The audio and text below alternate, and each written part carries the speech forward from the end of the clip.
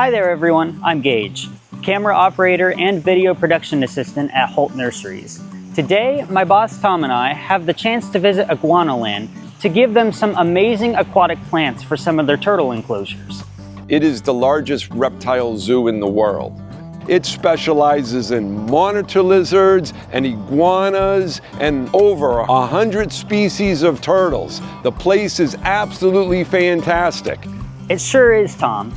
But before we get to planting, our friend Anna from Iguanaland wanted to showcase some of the critically endangered species of turtles that they help care for at Iguanaland. It's amazing how zoos like Iguanaland help protect these endangered species through education, research, and conservation. And I'm so excited that we at Holt Nurseries get to help out in this venture to help protect these endangered species. Anyway, it sounds like Anna is ready for the tour. So let me hand you over to her so she can share some information about these beautiful little guys found at Iguanaland. Hi, my name is Anna. Welcome to Iguanaland. We have so many amazing reptiles here. We have more than 250 different species and subspecies from all over the world. About 130 of those species are turtles and tortoises. Now, not all of the animals on our planet are doing so well these days. And here at Iguanaland, you can see 28 different species of critically endangered reptiles, 25 of which are turtles and tortoises, and we have an additional 27 species listed as endangered, 19 of which are turtles and tortoises. So today, I'd like to share just a few of those critically endangered turtle and tortoise species with you, so you can start to get an idea of how important the work we do here is, and what a difference we can all make for our planet's future.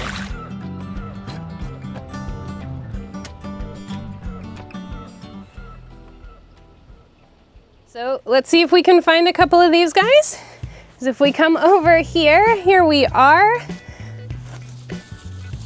So these are Burmese star tortoises, Geochelone platinota. This is a species native to Myanmar. This one is just about full grown. She's as big as she's gonna get. So this is a relatively small tortoise. This is a critically endangered species. Up until very recently, they were considered to be extinct in the wild. They were very heavily threatened from poaching due to both consumption for meat and use in the pet trade. And they were almost completely removed from our planet by the early 2000s. They were considered extinct in the wild, and there were only a handful in human care.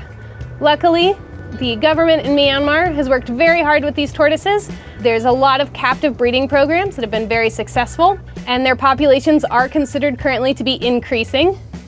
And they have had some successful reintroduction into protected park lands in Myanmar. They're still very heavily guarded, and they've got a long way to go.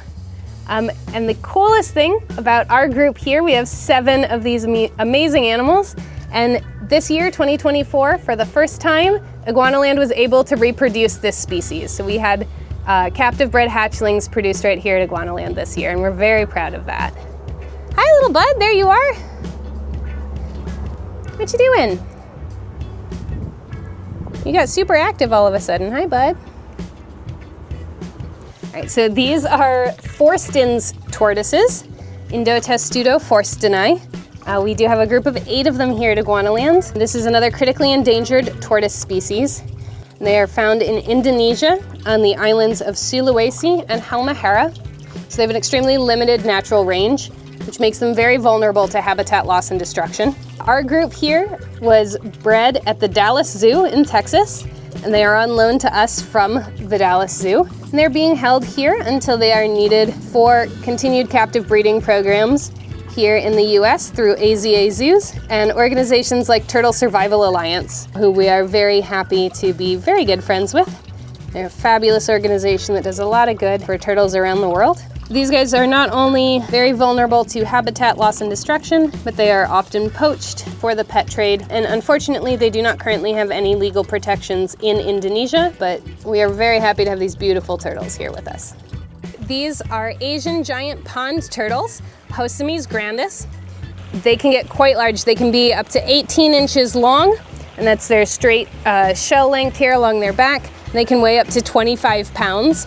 This is also an incredibly long-lived species and have been known to reach at least 70 years old in human care. They are critically endangered. They are found throughout Southeast Asia, but are incredibly vulnerable to poaching for the food and for traditional medicine practices, as well as habitat loss and destruction. Their population is really declining quite rapidly, especially in the recent past. In the year 2000, they were assessed by the IUCN as vulnerable. Their most recent assessment has brought them all the way up to critically endangered with a decreasing population. So we do have 3 of these beautiful turtles here at Iguanaland. We hope you'll be able to come see them. They're beautiful animals. They're just being a little lazy today.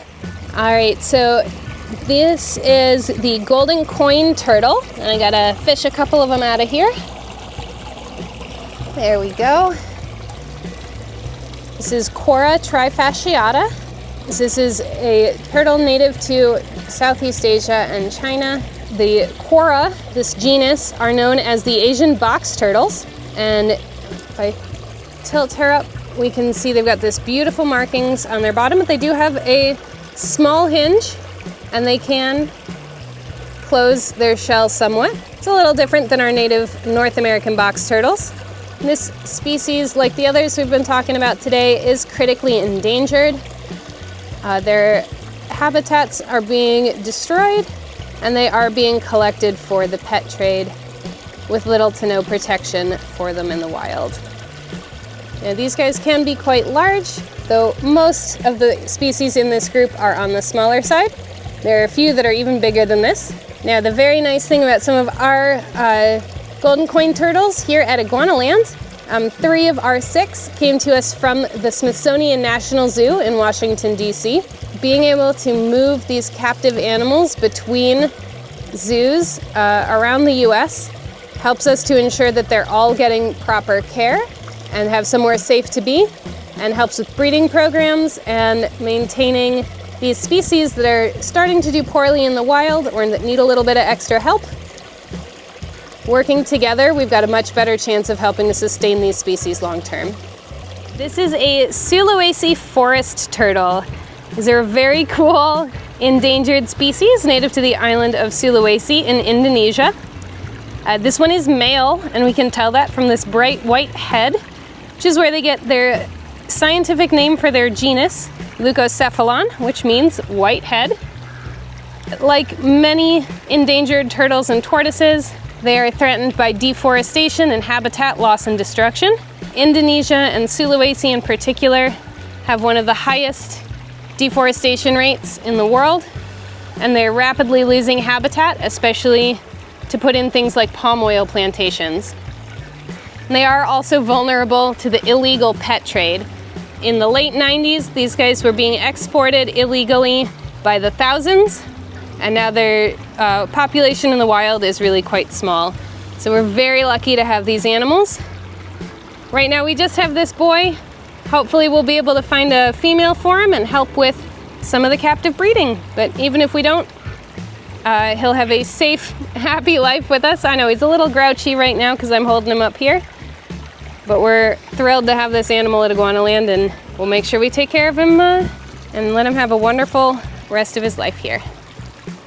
Here at Iguanaland, one of our top priorities is the health and safety of all of our animals. And one of the big things we can do for that is to make sure they're in an environment where they feel safe and comfortable. And we do that with our enclosures. So the places where we keep our animals, we try not to use the word cage. It's a very old style word, and it really doesn't fit these places anymore. We use the word enclosure or habitat. These are as naturalistic as possible, as close to the animal's natural habitat. And in many of our enclosures, you can see we have running water, live plants, and lots of space. So we are very excited today. We have Tom and Gage here from Holt Nurseries, and they've brought us some beautiful plants today for our enclosures. And we are very excited about working with them, and we can't wait to see what we're going to do together.